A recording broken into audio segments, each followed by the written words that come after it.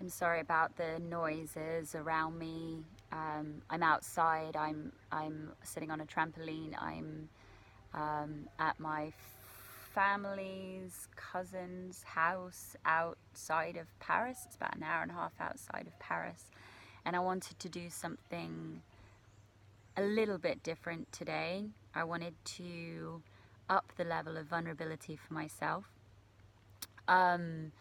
The reason that I'm not inside the house is because I don't feel I don't know, I feel like I need complete privacy in order to be able to do this video properly and to do this challenge. I need to be able to share without constantly worrying about, you know, anyone overhearing, that kind of thing. So I've come outside and now I'm battling with the noise, and that's feeling a bit frustrating. And to be honest, I am feeling a bit frustrated, to tell you the truth, and I wanted to be a bit more vulnerable today with my vlog. And in fact, I'm going to lie down on the trampoline so that I can be a bit more comfortable. So I've been up for maybe an hour and I've had a shower. I haven't looked in the mirror today.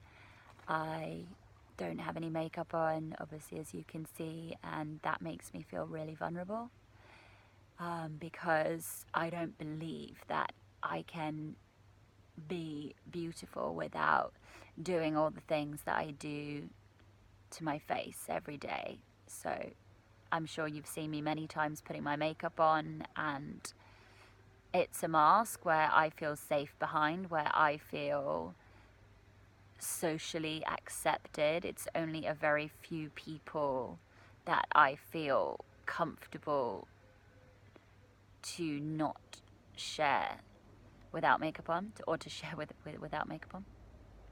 And sometimes that doesn't include lovers.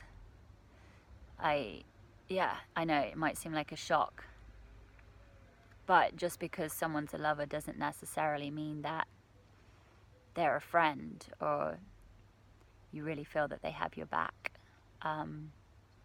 Yeah, shocking, huh? So yes, normally when I put makeup on, I would immediately go to this point under my eyes and put some foundation on. I'm very self-conscious about this part at the moment of my face. I feel like this year I've aged. And I'm definitely not someone who is pro cosmetic surgery or sticking plastic in our bodies and stuff like that. I'm not pro that at all. I think I agree with Louise Hay, and I have a feeling that Louise Hay did have some kind of cosmetic stuff done when she was alive, but Louise Hay was the affirmation queen, basically. She was the one that was saying that you know, anything like that that's coming up for you where you basically don't like yourself, it's not about fixing it from the outside, it's about loving yourself. And I think that is a universal challenge, and some of us don't even accept that challenge. Some people completely dismiss that challenge and just kind of go for the, you know, the opposite, which is just fixing everything by controlling everything and fixing everything from the external. And I think when we're doing that with ourselves, we're not only doing that with ourselves, we end up, that's how we do everything. And one of the things that's cropping up in my life right now is communication.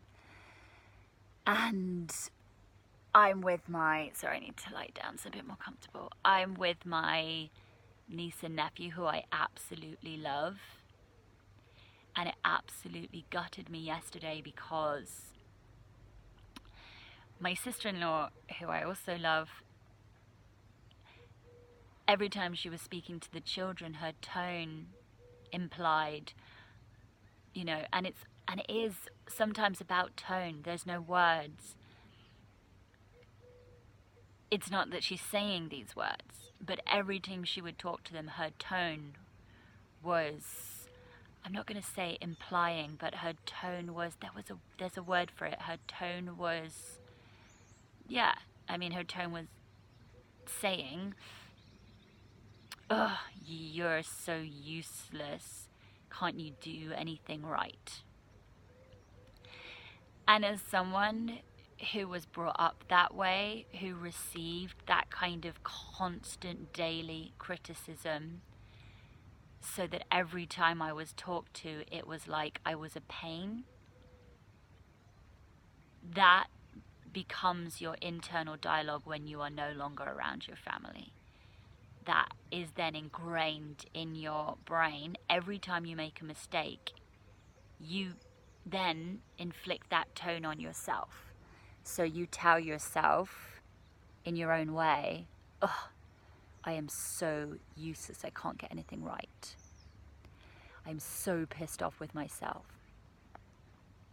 And so yesterday we were going for a walk, and I had been hearing this tone being used towards the children every single day. And I know that my sister-in-law's not well at the moment. She's had a really, really bad cold. So I have empathy and compassion. I get it that she's stretched, but I still feel, go and be sick. Go and sort your illness out. You know, stop taking it out on the kids. And it's this tone that really, really, really, really, really grates on me, because that's the tone that I received growing up, and it hurts. Constantly having that feeling, excuse me, in my rib cage, like in my solar plexus, of I'm not good enough, I've done something wrong. And just feeling like, oh my God, I can never get it right. And this position wasn't a very good one to lie in, because now I'm like, feeling like I want to burp. But yes, so I've been quite lucky because the rest of my family aren't around. So they really challenge me. Like, wow, you want to talk about martial arts training? This is it. This really is it for me. Maybe my challenge on this earth as a highly sensitive person is to come to this insensitive world and just survive. I don't know, maybe that's my challenge. But I find it really, really hard, and I don't know how other people cope. And I try and not study them, but I try to understand how other people think that aren't highly sensitive. And I don't get it, because I don't feel that way, or I don't think that way. So it's really hard for me. And if I'm honest, it's really upsetting when I can't understand the way that someone processes their thoughts and feelings. Like, because the thing is, I do have massive amounts of empathy and compassion. Like, in a way, I kind of feel everyone, what everyone's going through. But when people are lying to themselves about their own unhappiness, like, essentially they're wearing a mask, so I can't get through.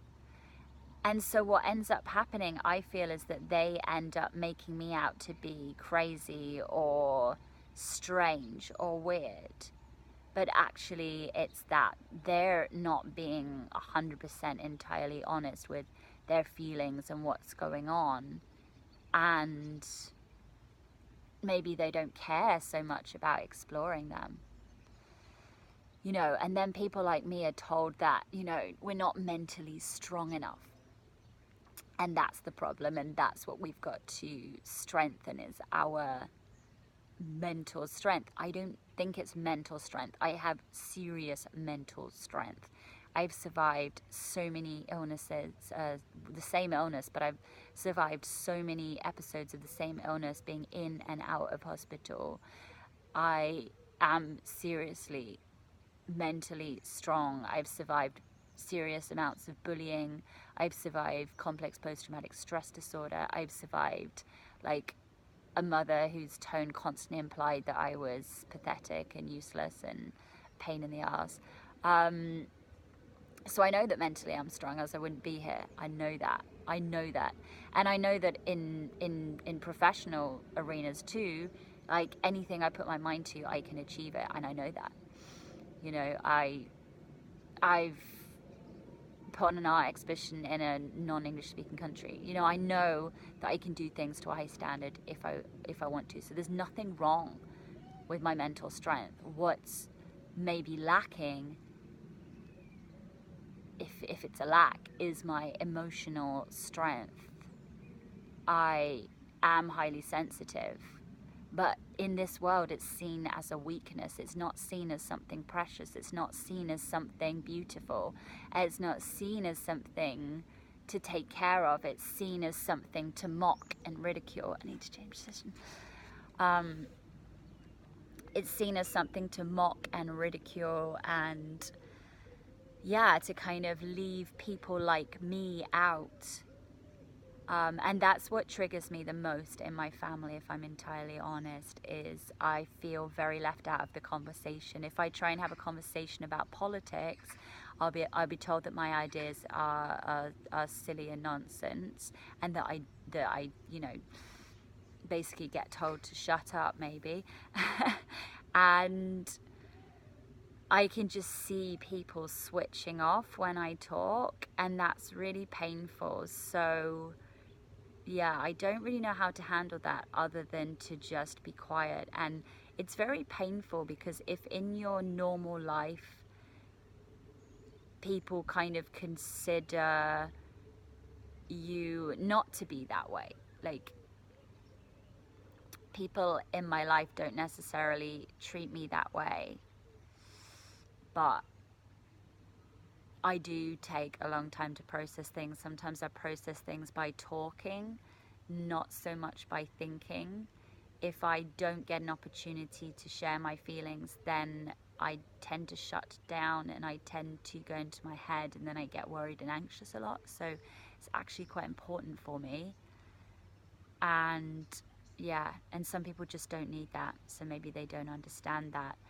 And so, you know, it's a bit like the way that, you know, some people treat animals, which is instead of having the patience to understand their ways, they scream at them for not kind of behaving like humans and not understanding human ways. And I think that that's absurd. It's an animal.